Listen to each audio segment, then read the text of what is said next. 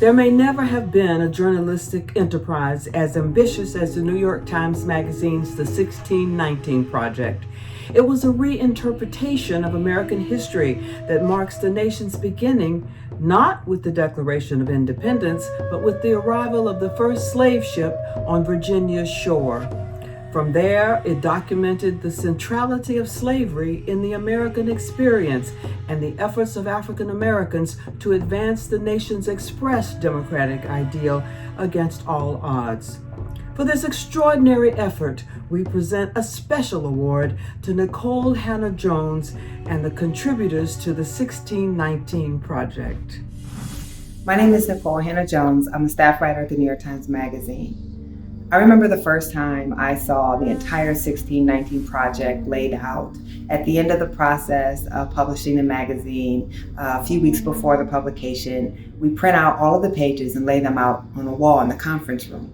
And I walked into that room and saw the entirety of our work for the first time, and I became overcome with emotion and just broke down in sobs.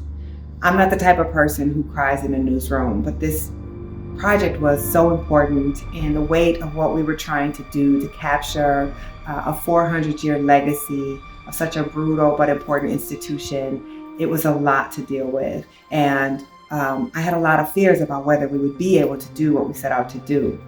When I saw it all laid out, I saw its power, and I saw its beauty, and I saw its pain, and I realized that all of the dozens and dozens of people who had worked to make this project possible had created something that we could truly be proud of.